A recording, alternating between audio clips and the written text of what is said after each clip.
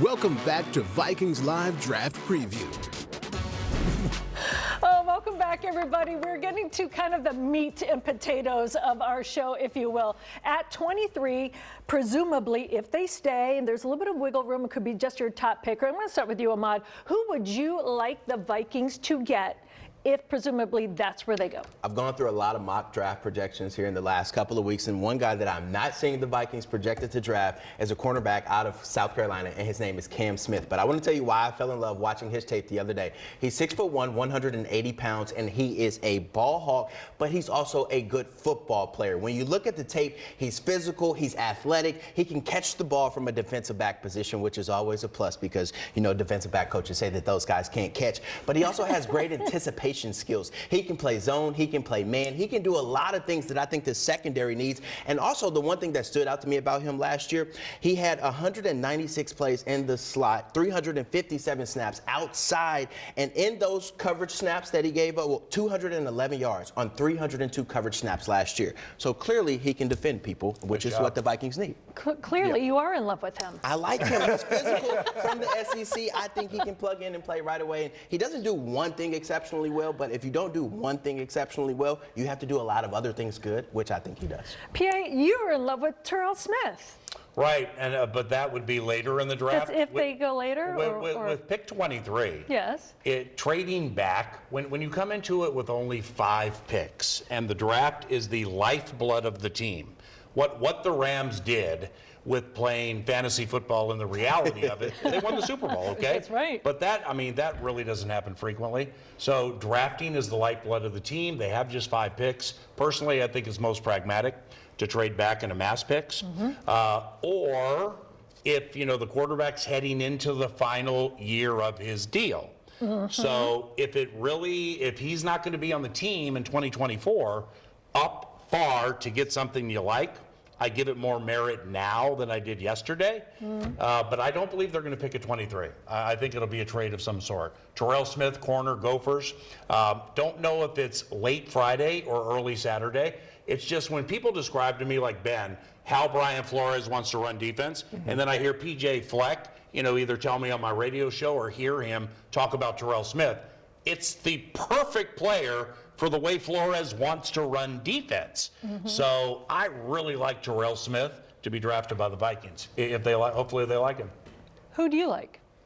Well, look, I like if we stay at 23. He straightens the jacket. I know. If we stay at 23, the thing is, I think to your point, Ahmad, about going with a big, strong physical corner makes a lot of sense. And I've said for a long time, though, that I'm super old school when it comes to this, that I think that the best way to help out all of your corners, whether they can play man coverage or not, is to get after the quarterback. So I would like to see us focus on the defensive line, the defensive rush. Miles Murphy is a guy that from Clemson that I think if he's there, now it's going to be a little bit of a stretch if he's there or not. But I think that if he's there, you absolutely take this guy. He was a 3-star athlete out of high school. Basketball, baseball, football. This guy could throw 90 miles an hour with the baseball. He's a former 5-star recruit.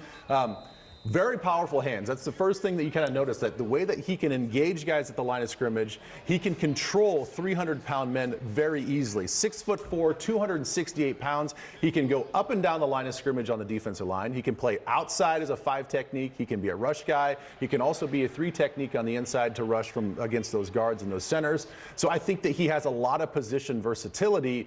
Very powerful, high motor guy as well. This is a guy that you're going to see that's going to bust his butt all over the field, and he's got a really high personal character as well. You're never going to have to worry about this guy off the field. I think he's one of the total packages as far as a defensive player in this draft. If he's there, I think you absolutely take Miles Murphy out of Clemson. And my really quickly would be Deonte Banks from Maryland.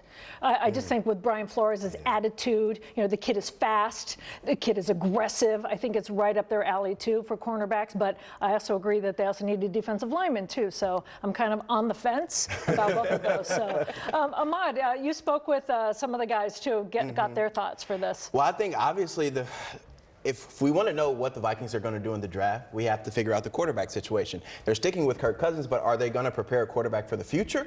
Or are they just going to say we're all in on Kirk Cousins? Well, that's something that we pressed Kwesi Adolfo-Mensah about and Kevin O'Connell, and here's what they had to say about all that. 1 year after taking over as the Vikings general manager, Kwesi Adolfo-Mensah says he can finally focus on football and football only this offseason. The fire hose isn't going as much as it was last year. That was a tough transition, just so many things coming at you. From a tough beginning to an even tougher ending, the Vikings now have a bunch of questions to answer this offseason, like should they draft a quarterback to replace Kirk Cousins? I think it's important to do. You never know when you're going to get an opportunity to maybe have a need for a player that comes out this year down the line. We do know that it's the most important position in the sport, and we'll treat it with that kind of importance. Now, whether the Vikings plan to build for the future or go all in with Captain Kirk, head coach Kevin O'Connell says, make no mistake about it, they can win games with number 8 under center. It's been a while since Kirk's been able to say that he gets to come back in the same system he ran previously with the same play caller. I've had a lot of great dialogue with him about ways we're going to look to fine-tune what we did and grow and improve. So that'll be a big part of 2023 for me. That's a big part of 2023, but the question is how strong is the quarterback class this year and how much of a project you want to take on and give away draft picks to go up that high, right? I agree. It's a big question. I think that's the biggest question outside of maybe, obviously Bryce Young and Stroud. I think the top two. Right. You look at Levis, big arm. He could use probably another year. I mean, he only has played 2 years as a quarterback. He was basically a running quarterback at Penn State before he got to Kentucky. I really like Hendon Hooker. I mean, Hendon Hooker, he's an older guy. He's had some injury things. He transferred from Virginia Tech into Tennessee. Tennessee runs a very simplistic offense with Josh Heupel there. So that is a little bit of a concern. I think that he's the most quarterback ready right now.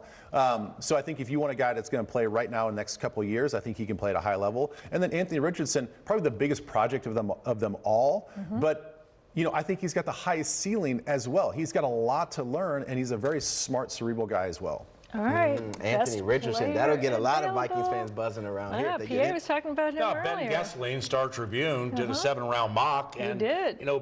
People like Ben, well-respected beat writer, he's not going to put out for StarTribune.com the Vikings could trade to 11 with Tennessee to get Anthony Richardson if he doesn't have some form of background on it. So that was eye-opening to me. Right. But then the next layer to that would be if you do that, Cousins, would be, he'd play a season, but see, Kirk is so mature and so professional, you wouldn't have to worry about that being a distraction for him. Then you have to wonder if Justin Jefferson will like that pick. So a lot of dominoes. The plot thickens. The plot thickens. Asking him is better than not asking him and hearing about it later. When we come back, we're also going to look at the NFC North, which is going to be vastly different this year than in years past. We're going to break down each team.